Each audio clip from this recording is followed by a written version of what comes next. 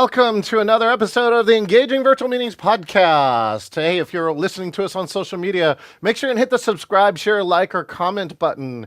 If you want all the episodes, we release a new episode every Wednesday here at engagingvirtualmeetings.online. And make sure and get a ticket to the conference, engagingvirtualmeetings.com/CON for conference. See what I did there? It's October 1st, 2nd, and 3rd. This is the first year that I will be hybrid. So 150 of you can attend in person and watch the magic from behind. Hey, speaking of the magic behind, I just came back from LA and I'm so excited. I got a chance to run a very successful hybrid that ran in over 6 countries for my good friends at Sprint Ray. It's called Founders Day, and the 4 founders started a 3-dimensional dental printing company 9 years ago, and now they have over 800 employees around the world, and we created a hybrid that helps celebrate all the top people that worked that year. So I thought it was a really cool piece, and really it was the first year. I had produced all of them remotely, and this was the first year that I was actually on site producing it, and the universal feedback that I got was just saying it was so exciting to have the producer in the room and being able to control everything. And the 4 founders personally came by and talked to me afterwards and said they were just so thankful to be able to celebrate their achievements as well as their people. So speaking of people, I've got a people person here. This guy's a full-time speaker. He's also one of the CSP, Certified Speaking Professional. He got his during COVID. And I love this. He's got websites like Team Building School, and it turns out that we have a bunch of mentors and friends, and now we're going to test his walk-on music ability because he did show me that he has some dance moves. All right, so here we go. Let's welcome my good friend and guest today, Tyler Hayden.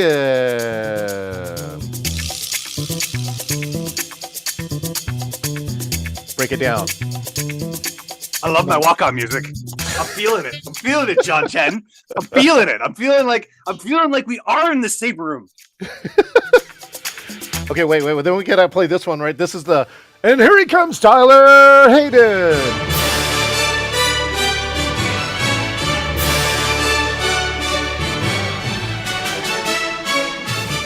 I feel like you should be a velociraptor. I was a velociraptor in a previous life. What? I was.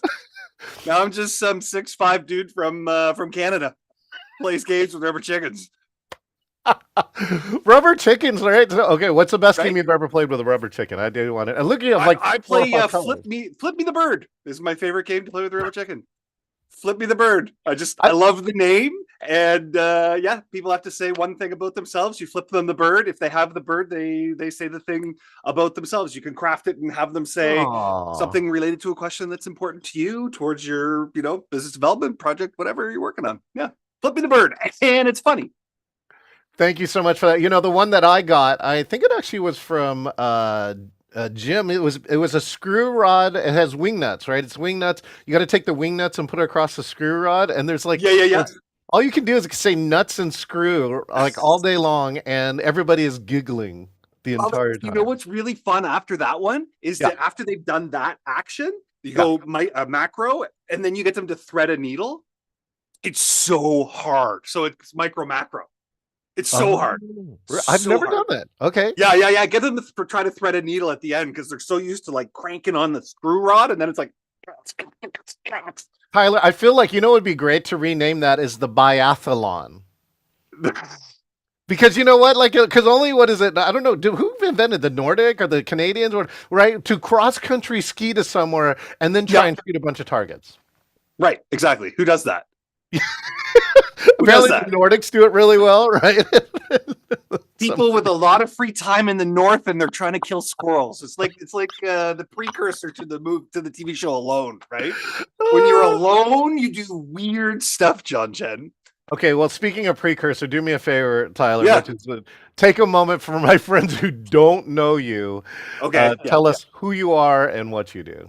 Okay, fair enough. So, my name is Tyler Hayden. I am a full-time keynote speaker. I usually open conferences or like inject energy into the middle of the conference. High energy content, usually focused around work-life balance, team engagement.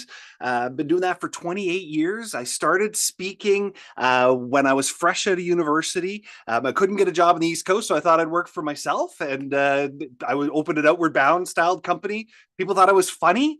They gave me $300, John Chen, to go and speak for an hour. So I did. And from there, went from high school to high school to high school. Jostens took me across Canada, all around North America. I was making bank, 300 bones. And that's Canadian. That's $1.74 American. It was awesome.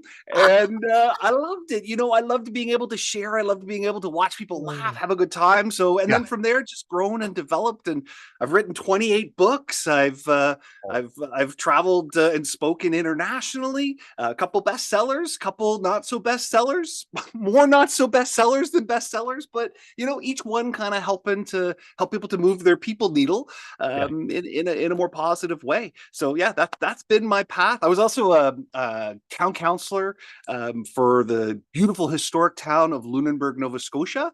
I'm a proud Maritimer from the East Coast, home of the Blue Nose. For anybody who's listening, if you have a Canadian dime, flip it over. It's the boat on the back. It was the fastest schooner in the world and we would sail against folks from Gloucester, Mass, and we always had the fastest fishermen who were willing to hoist a sail faster than anybody else. So that's my claim to fame, John. I was going to try and say years. Say Gloucester 3 times fast. Gloucester. I want to just give a shout out to my good friend Eben Tobias Green, who also owns his own marketing company. He just came in and he goes, "Dude, this is awesome, and you have great energy, Tyler." I just want to share. Hey, thanks a lot. I appreciate you. Okay, so yeah, geez, I even forgot my 3 questions. Right, you're lost for words. I did. John Chen. Who knew? We're just gonna sit in complete silence for 12 seconds. Ready? Go. No, it's killing me. We can't do it. You are the extrovert. Okay, wait. Now, so tell me, introvert or extrovert? Omnivert. Oh, you were one of those. I'm one of them. Because why? Because I love to be by myself. I love to do things in the woods. I love to. My background's in outdoor and environmental education. Studied a lot of that kind of stuff. Spent a lot of time, being alone in the woods. I actually went naked wilderness survival. I practiced. I got the most wicked burn on my arse, John. It was crazy. But so I took this course from this school called the Tracker School in the States, and they said, the only way you know if you can truly survive is if you have nothing with you. I might have taken it a little too far, John, but I definitely took all my clothes off, walked into the Canadian wilderness. There was snow on the ground. I built a shelter. I sweat in the shelter. But the sun reflecting off the snow, it burnt my butt, and I had to leave after 3 days. But my story. So I've had the pleasure, pleasure is the weird word for it, of climbing Mount Rainier and Denali. Oh, cool. And one of the things, too, that happens that people don't recognize is that when the snow reflects off of the sun reflects off of the snow, you could burn, people have burned the roof of their mouth. Because they're breathing like that, right? And so the sun gets into all these weird places, but your arse is definitely one of the most unique one of them. Yeah, absolutely. I burn my mouth with French fries. Does that count? That's hot oil. Okay, so how tell me how you got into the outdoor part. Like, were you like a youth and went into one of these programs like Outward Boundy type of thing, or what did happen? Yeah, so I went to camp. I mean, when I was a kid, I went to camp. I went to YMCA camp, like a lot of Canadian kids do. And I got into the outdoor stuff because, well, I'll be honest with you, John. My academics weren't all that strong, and my parents really wanted me to go to school, so I applied to one university, and I got in. and they had a program. They let 12 people in to go camping for 4 years. You got to pay the same amount as everybody else, but you know, I used to drive up in the van and I'd have it loaded with canoes in the back, and I'd see my friends kind of with their like books, and they'd be like going to lab and in like the chem lab or whatever. We're like, where are you going? I'm like, we're going, and we take off. We paddle all afternoon. So I loved it, you know, and my trademark is living life large. It's about grasp hold of every single moment of every single day. My dad wait, slow down. Do that again. Your trademark living life large, living every large. single moment of every single day.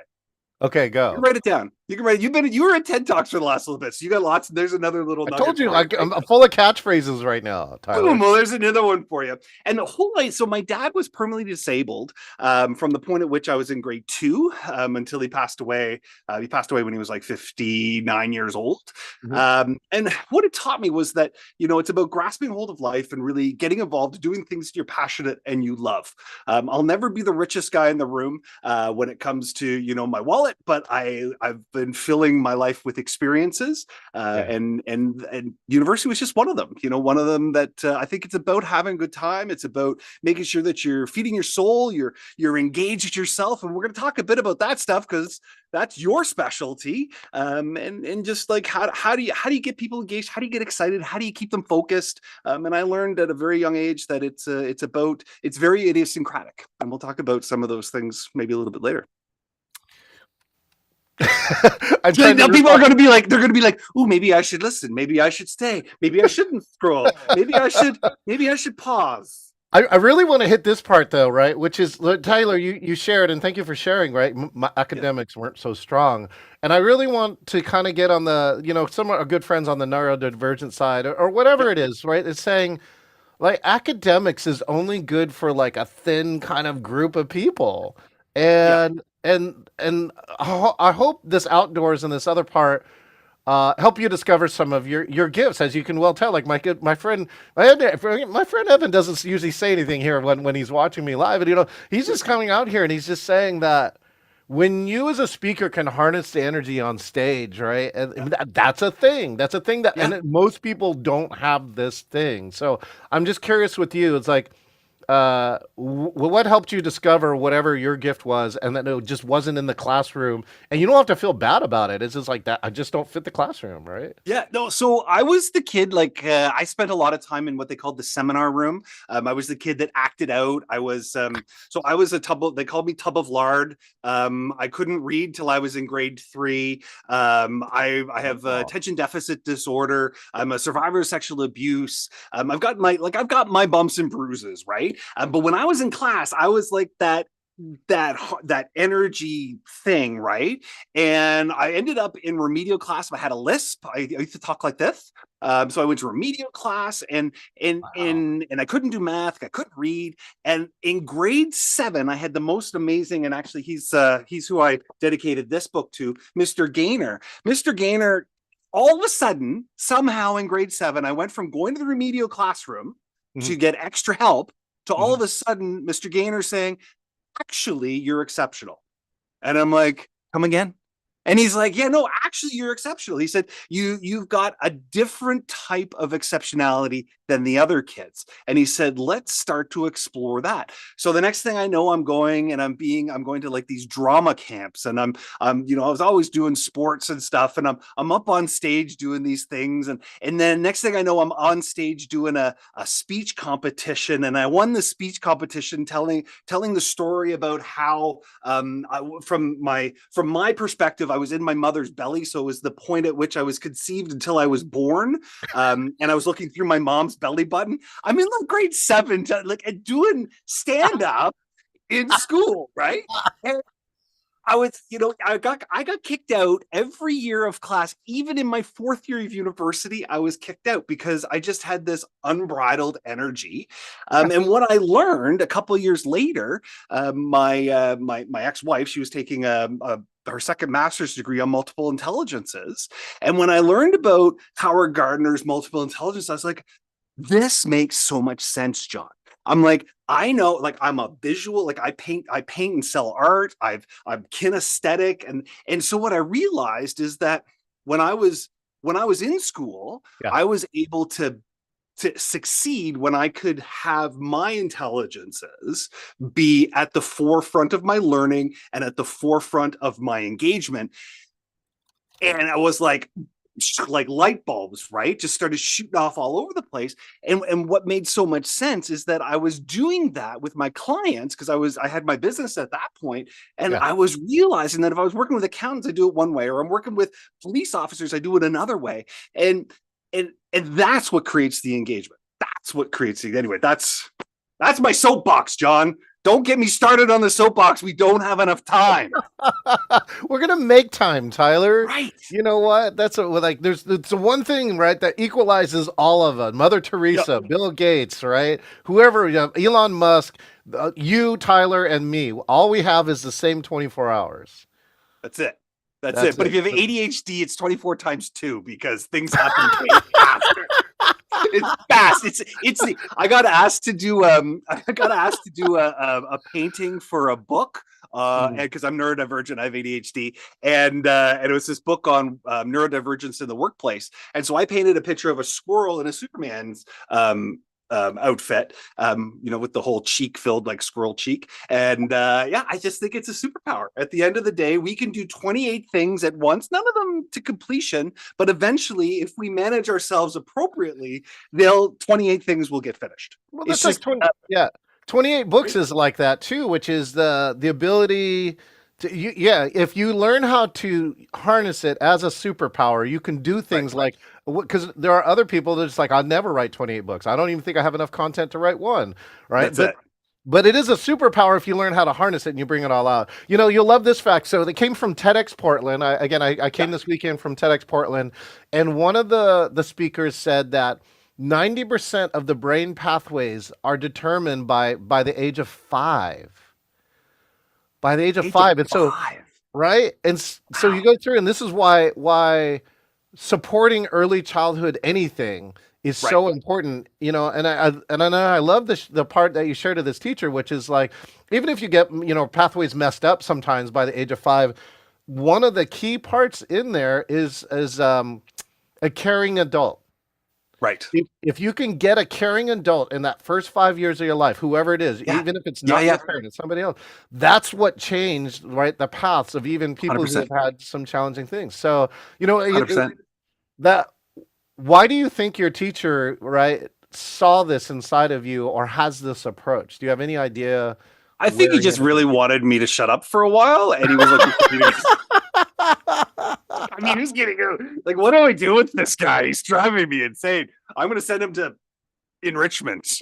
No, I think that he actually at the end of grade 7, he had this operation on his eye. So I remember him sitting. He got like some of the very first laser surgery, and I remember him sitting. He didn't have to come to school, but he lived next door, and he was so passionate about his students' success, and he looked at each and every individual student that he actually came while he was on medical leave, sat in the back of the room, and I remember his eyes looked like hamburger, and he just sat there, and he sat like this. He had a beard, and he would do this, and he would listen, and then he would lean in and whisper to the teacher, the substitute teacher, what they should do. Or he would invite one of the students to come back and he would talk to them.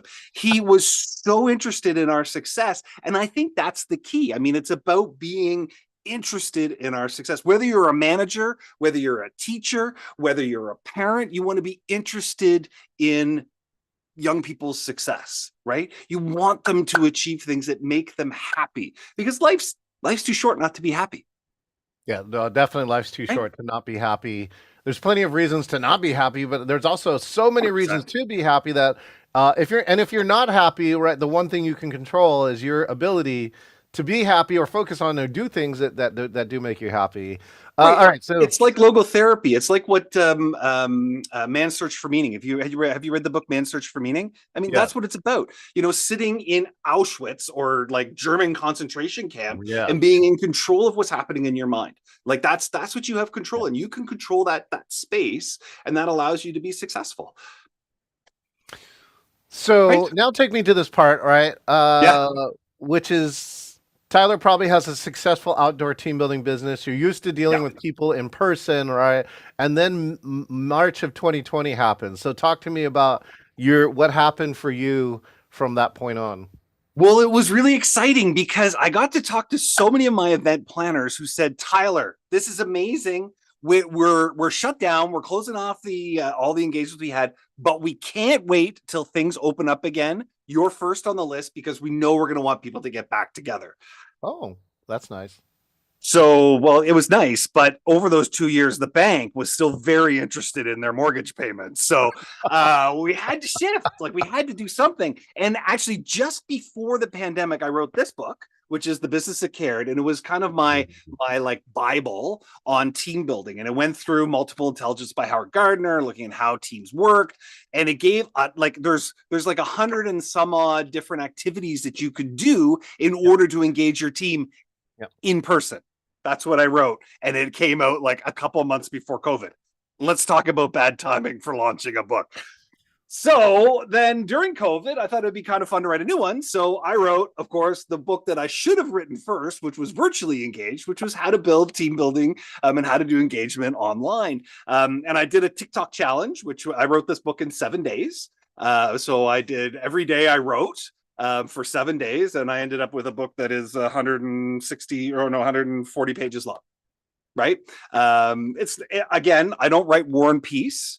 Some of my books are just game books. I learned that it was cheaper to print game cards in Amazon Kindle books than it is to To actually print a card. Yeah. a card deck. So some of them, Yeah. we have about 10 what I call playbooks, but we've got about 18 other ones that are real like big kid books. But so that's what happened during COVID. I learned that we had to transition. We had to get online. We had to start looking at what virtual work looked like. We started doing things like this, getting an A10 Mini. We've got the little things that make noises. We've got the studio built in the basement now. We've got shotgun mics, 4K cameras, all these lights. I've got like I honestly think, John, that I could work for NASA from my basement at this point, right? I've seen your setup. I know you are probably working for NASA while we're doing this conversation, right? I gotta talk to Elon at SpaceX here while I launch a rocket. You're launching something. Yeah. You know what? That just became the reality. We had the opportunity to do business just a little bit differently. So people wanted to be engaged. People wanted to know how to do that in a virtual setting. How do you engage people in a virtual meeting? How is it different than being in person? What's the same? It's like muscle memory when we're working out. What do we know how to do already, and how can we apply that to the work that we're doing that's a little bit different, right? It's like appreciative inquiry. Find out what you do really well, and then try to apply that to the thing you're having trouble with. Instead of worrying about what's not working, let's worry about what does work and how can we make this thing in front of us work better, right? So that's what we started doing. I got a chance to hang out with Cooper Ryder on the appreciative inquiry side. And for those who don't understand what this is, go look it up, right? Appreciative inquiry is something that can radically change your business or your experience or whatever is going on in there. I do want to ask this. So out of the last 4 years, what is Tyler Hayden's 3 things have to happen to create engagement? Or what are 3 techniques that you use to create engagement when you're working with people online? So for sure, there's a ton of great things that we can do in order to get people engaged. Number one is you have to make sure that your events are have the right people in the room. So number one is make sure we're not inviting people who don't need to be there because it all takes up bandwidth, whether it's, verbal bandwidth of people kind of jumping on board, whether it's, physical bandwidth, like data bandwidth, and not everybody has the same data opportunities, particularly where we're working internationally. We have to respect everybody's ability to kind of be engaged in the events. The other one is, it's about micro engagement. So micro engagement is probably the most important thing. That's what we're talking about in Team Building School.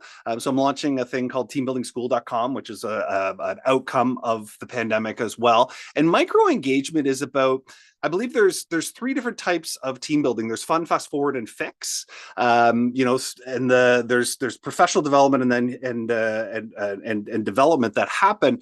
And and what's important is that we do team building in small pieces. It's not about taking a whole hour and doing team building. What it's about taking and having a 5-minute interaction that helps to generate that collegiality, that connectivity, and helps to open in a logical way what it is you're about to work on. It has to have context. It has to have place in what it is that you're doing. One of the big mistakes that people make, and I'll show you a little graph, is they don't make their team building activities have relevant content. So if you're going to be doing a strategic planning session, the number one thing you can do in an engaging world is to be able to make sure that the team activities that you're doing, the activities that you're doing, are relative to the work that you're doing in the upcoming meeting. Whether that is strategic planning, whether it's looking at what your budget looks like, you want to make sure that it's relative and it reflects. And then the most important thing is I think good team building is good team learning. That's one of my little axioms. You can write that one down too if you want, John. Good team building is good team learning. And Howard Gardner, he definitely hit that one on the head where, he said there are 8 different types of learning, and we've built the multiple intelligence quotient, which starts to look at kind of the 8 core learning intelligences: interpersonal, linguistic, naturalistic, intrapersonal, musical, visual, spatial, logical, body kinesthetic. And the idea is we want to frame the activities for the individuals who are inside the room. So the best way to engage people, it's like what Dale Carnegie said, the best way to get people to like you is to have them talk about themselves. So if we can provide learning intelligence that has people looking at what through their lens, accountants become accountants because they like mathematical, logical stuff. I was working with a manager from NASA, and she said, I've got this group of engineers and they don't want to do team stuff. And I said, simple, play commonalities. It's an activity where they get to talk about themselves. Yes. They get to build a list. Somebody gets to win, whoever has the most. All those things spoke to how they like to learn. So let's start to take ourselves out of the equation, right? So if we're talking about engaging our meetings, take yourself out of the equation and figure out how to put the people in the room in the equation. Good team building is good team learning. That's my 2 cents. You'll love this other 2 cents from our good friend, Dr. Simon Priest. This is what we show.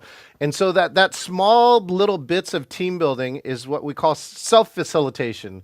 And so, if anybody is listening to this, like when you buy team building, the funny part is that you should figure out how to buy training to do self-facilitation. And the funny part, Tyler, is that I actually sold classes on self-facilitation and then companies didn't use it. Right? No way. That's so funny. They would pay for it and then we're good, because they have event mentality. Like the event is the team building, and no, the event, the real value of team building is before and after the program. So here, I'll walk you through this chart really quick, right? The bottom squares that are open, this is a control group, nothing happened to them. The left side is something called a TDI, a team development index. So the higher the number, the better the team they are. The other 3 teams all took team building events. Okay. 2 weeks later, they all have what we call the hangover, which is that they lose some of their team building part. But then what happens afterwards is most interesting. The black square says, don't do any follow-up. Eventually, your team will return to its same lameness that it started with. Okay? The second one, right? The second one is we do follow-up. Like we bring the book out and read the material every 2 to 4 weeks. And so you can retain 80% of the gains. But if you do this thing in the black circles here that says self-facilitate, after every team thing that you do, even if it's for a short amount of time, you say, what did we do great? What could we do better? And actually implement at least one thing. Those teams not only achieve the level of team building in a professionally designed team building program, but they will meet and exceed that over time. 100%. 100%. It's about building capacity, right? Yeah. When we can be a capacity builder, and when I work with managers and I coach managers, I'll get them to start to think about their teams in this case. If you can get 10% more out of the 10 people in your group of engagement, if they're just engaged 10% more, that's like having 1 more FTE, right? So let's Yeah. take ourselves out of the equation and let's empower people to get excited. Let's empower people to be more effective. One of the graphs I like to I'll share this one is these are the engaged. This is what we get by being engaged. 20% higher sales. If you're looking for a reason, looking for an opportunity to find some money in order to invest in this kind of stuff, 21% higher product profitability, 17% higher productivity, which is the thing that is cancer in North America right now. 70% fewer safety incidences, 28% less shrinkage. I don't really know what that means, John, but there's less shrinkage going on. Wait. I can help you now. This one. Besides, I did the Naked Wilderness Survival. I don't want to know any more about shrinkage. I'm done. actually, I worked with the Amazon team, and they said the shrinkage problem here. Wait, hold on. Let me come join you on stage. Is that the shrinkage problem? Is that did you know that it's not the all the videos of people running into stores and stealing stuff? The shrinkage problem actually happens internal. The people they have to worry the most about are the employees that are taking products out and then selling them on the market somewhere else. That's shrinkage. 100%. I had a manager who had an employee who was stealing toilet paper. He was leaving every day with toilet paper, and I'm like, that's a shrinkage problem. Anyway, but yeah, absolutely, that's what shrinkage is. And 41% absenteeism. I mean, let's talk about presentism. Let's talk about absenteeism. Look at the Gallup, the engagement report from Gallup, just in 2024. Look at what it's costing. It's like I think it was like $300 billion or something. That's with a B. That's a capital B. That's a lot of coin, right? So if we can look at ways of taking somebody who's disengaged and having them be a little more engaged by just speaking to their intelligence, then that's simple. So and it expands beyond just team building, right? Yeah. It expands into like, how do we coach them? If somebody's kinesthetic, make sure that your conversations are quick. They're going to give you a response right away. They're just going to they're going to blurt out what they want to say. But an intrapersonal person is going to want to go back. They're going to want to think about it. They're going to want to send you an email. If you're looking at rewarding and recognize, you got a sales team. Maybe there's somebody who's an interpersonal who wants to be like up on stage, get the the awards, but you give that to them. But then you got the intrapersonal person who you put them up on stage, and they'll never achieve that place again because it repels them, right? So intelligence is, because we're a very privileged society here in North America,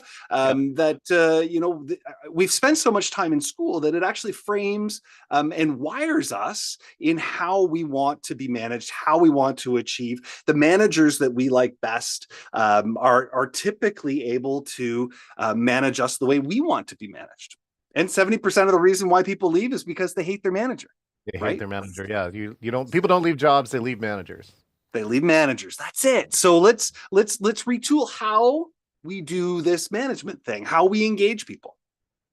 Okay, so let's talk about the future then a little bit. Like, I want to hear what Tyler Hayden is thinking about the future of engagement. Let's say like 10, 20, 30 years from now.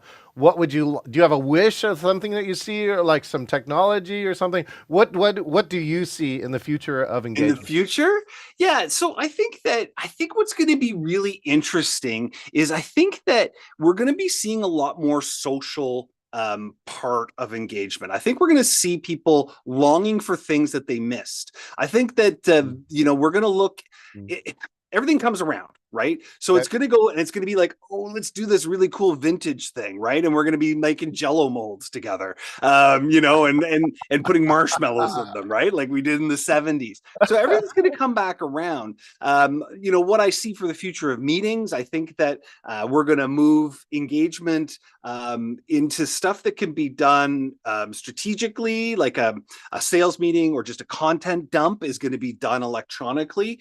But there's going to be an increase for people who can provide services like you and I have in team engagement and that kind of stuff, but that's going to be in person. It's going to be more global. I think people are going to be, destination eventing. So they're going to be doing those events in destinations because we have global teams now. We're going to be doing a lot of that kind of stuff. I think there's also going to be a crackdown on on the use of AI and the use of people having multiple jobs at the same time. And I think they're gonna start to look at AI and they're gonna come up with tools to make sure that people are actually engaged in the meeting as opposed to having their bot there. So you're gonna see that go to the wayside, I think, as well. People are going to be demanding of people's brain units. So that's what we have to offer, and I think we'll go back to really putting value in that. I think that's where the value chain is. That's my 2 cents. Tyler, what if the inverse happened though? Like let's say like Tyler is a person that could probably hold 4 jobs, and if you did them all effectively, right, you could actually effectively quadruple your revenue. And what if like the world actually allowed that because that's your superpower? Well, and you know what? I think we've done that. I mean, so the history is they're consultants. They're consultants. That's what consultants do, right? And true. AI is just one of it. We already do that. So it's going to happen. What's going to happen is instead of the organizations thinking they're hiring an employee, an FTE, they're going to say, I'm going to hire this person who consults with this expertise. Right. And they're going to use their AI. They're going to use their Fiverr, their Upwork, their team that they have working in their studio, whatever it is. But we're going to see people come out from behind the shadows of doing it, of running their own consultancy, which is basically all that is. Right. Let's be honest. They're just running a consultancy. So I think you'll see people kind of step to the forefront and say, hey, you know what? That's really my AI bot. And I'm getting somebody in Sri Lanka to make graphics for you. And it's our consultancy and we bill you by the hour. Sorry. All right. Well, we're on to this beautiful new section, something that I have been calling the speed round. I'm going to ask you a series of questions. You have to try and answer them as fast as possible. Okay. Okay. 7, 4, 42, Georgia. Oh, I'm ready. I was going to let you keep answering. I was just warming up. That was a great warm up. Okay, here we go. Winston Churchill. Whose success are you interested in? Winston Churchill. Okay, good. Favorite title for a book that is not yours? Everything I did wrong. That's a good one. What's a skill that you're good at that you don't use for work? Love making.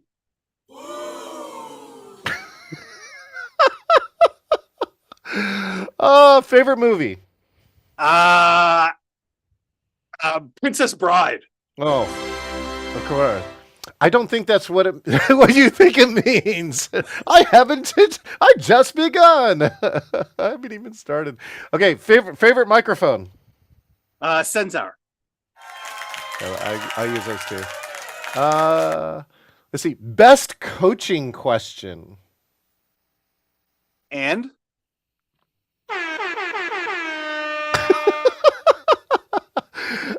favorite CSP that is neither you nor I. Favorite CSP, Michael Kerr. It's pretty good. I thought of Crystal Washington too. Crystal Mike. Okay. Favorite experiential icon or AEE trainer? Kurt Hahn. No, not Kurt. Carl Rockney. Yeah, Carl. Yeah, he's the gold. Favorite experiential activity and why? Oh, it's got to be the minefield because there's something special about placing out mouse traps, blindfolding people, and doing it in 3D, where you build like a 3D experience with hanging mouse traps and eggs, and so fun, and so rich for conversation. Like the opportunity to talk about challenges and things we want to collect in life and all the stressors and pressures from start of a project to end of a project. It's amazing. You can find that one in this book, Team Building Activities. So that's one of my faves. I'd say that's like go-to. That's always in my leaders pack. I have not built a 3-dimensional one, so now you're going to have to make me think about that. It's so cool. You build it with PVC pipe. You just have to make like a little like escape room kind of deal, and you can literally you dangle things off of ropes. So that's fun. Something you could sell. I think you could sell a 3-dimensional minefield kit. That's like a right? That's Okay. where we'll have to talk to Training Wheels. We'll have to get them sorted out on that one. Oh, yeah. Oh, come on, Michelle. Michelle in the house. All Yeah, right. Michelle do that. Okay. Props to her. She's been doing a lot. Favorite Canadian food. Favorite Canadian food? Poutine, but vegetarian because I'm vegetarian. I'm 6'5", 260-pound vegetarian. Oh, Poutine, favorite Canadian band. Oh, Tragically Hip. Oh, that's a good one. I go to Rush. Rush was I do like a little Rush action, but Tragically Hip. and- They are Canada's anthem. And what's your wish for 2024? To see John Chen in person. That's it. I want to see you in person. Are you going to Denver? No, I'm not going to Denver. What? Are you Oh going- my God, are that you was going to like Costa the Rica? no-brainer. What's Are you going that? to Costa Rica? No, why? CAPS conference is in Costa Rica. I'm on the national board for CAPS. We're doing the first time we've ever gone out of country, and we're going to Costa Rica. It's going to be epic. It's the content is amazing. You've got to come and join us. Send me the invite. Pura Vida. I'm done. I'm all for I it. will. I haven't been to. Look at Well, the no, early wait. I bird. take it back. I have been to Costa Rica. I've actually seen Arenal, the volcano, on a day when you could actually see Arenal, which is like 3% of the days. Absolutely. That's where I went to. That's where I learned to surf. Poorly. But surf. I went to school at UC Santa Barbara. Actually, here's a fun fact. I was actually a sponsored amateur skateboarder, and I would have gone pro had I not injured myself. So Really? Oh, see, so we should do that. I was really good. I used to sit on the skateboard and go head first down the hills. That was my there's now what do they call the dead? What do they call that when you sledding? skeleton. It's on my list. Skeletons. It's Yes. on my list. There's a place in Europe where you sign up and you become a member for the day, and you're allowed to do the skeleton, the bobsled, and all the things that they have. They have their own private luge. It's on my list. I've jumped out of airplanes. I've jumped off of cliffs in the Swiss Alps. I've swam with great white sharks. I've gone naked wilderness survival. I've driven NASCARs. I'm always up for an adventure. It's either chase. If there's anybody listening in Kansas, I would love to come to Kansas and speak, but it has to be during tornado season. I want to chase tornadoes. That's what I'm telling you. So if someone's listening, like, hook me up because I want to come chase tornadoes in Kansas. And I got apparently a guy. I'm not sure if he's going to reply, but I got invited to the running of the bulls. Oh, yeah, I love that. I'd do that too. I haven't done that yet. So La Tomte. La Tomte is another really cool Italy festival. It's the largest tomato fight. Oh yeah, that one. Yeah. And you wear all white. I want to do that one too. There was the one in Seneca, which is the horse race. Have you heard about it? And so they have like 12 different factions of the cities. It's like the mechanics against the weavers against the material people.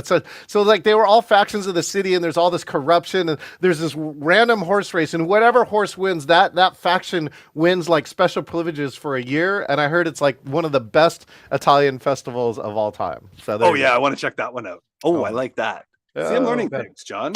This is an educational program, John. So on the next episode with Tyler and Hayden, John, Chen, and Tyler will sit around and put shit on their bucket list they haven't done yet. We'll try and figure do a out. live one in the running of the bulls. We'll do the interview while we're being chased. It'll be like, "Hey Tyler, how you doing?" This one's really close. You. This is worse than the naked in the forest. My ass has more burns on it. I'd rather be sunburned. All the problems we could get into. All right. Well, Tyler, we'll put a link about where to find you, tylerhayden.com, as well as teambuildingschool.com. Tyler, I can't believe you're not going to Influence, but hey, if you ever get in the Seattle area, blah, blah, blah, to do the thing. And actually, I'm going to invite you to May 11th. You can watch one of our meetings virtually, and you can actually watch me take office because I'm going to be El Presidente here. I love it. Well, my mom lives in Spokane, Washington, so you're so close. You close. drive away. Once you get there, you're a short hop. All right, Tyler? I love it. I'll meet you at the Fisherman's Market. Okay, I'll see you there. Throw the fish. Ready, go. That's pretty good. Wait. Oh, wait. Sorry, I don't need a fish. I live in Atlantic Canada. I got lots. We're fishing for compliments at this stage, Tyler. You know that. Wait. I have that. Hold on. We're fishing for compliments, Tyler. There we go. Oh, Tyler. Hey, it's been super fun. I hope all of my other friends get a chance to see you, hear you, get to know you, Tyler.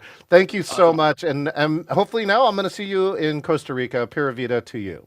I love it. Cheers, everybody. Thanks a lot for joining. John, thanks for the invitation. It was fun to play with you today. Cheers. Same, Tyler. All right. Well, we're here in the wonderful world of Engaging Virtual Meeting Podcast. If you've been holding on to this ride, you've been riding with both me and Tyler Hayden from Canada, right? And I hope you've been enjoying that. And if any of you are into team building, right, pick up one of his books and learn and, put team building initiatives, whether it's in your keynote or your talk or in your team meeting, do that. There's such a win for doing that. I'm such a fan and advocate of team building, and that when you have higher performing teams, everything gets better. Hey, subscribe, share, like, comment. If you're here on the virtual, you can come here and subscribe to the podcast, engagingvirtualmeetings.online, on any of your 13 favorite podcast platforms. We release a new episode every Wednesday. Come to the conference, and I hope Tyler either comes virtually or in person, because he will become definitely one of the stars, whichever way he comes there. engagingvirtualmeetings.com/CON, October 1, 2, and 3. And if you want to be like Tyler, click the button here, engagingvirtualmeetings.com/meet, and you could be the next person here on Engaging Virtual Meetings Podcast. I'm John Chen, and I'm going to see you next time. Don't we start people and keep old people? Show you God how.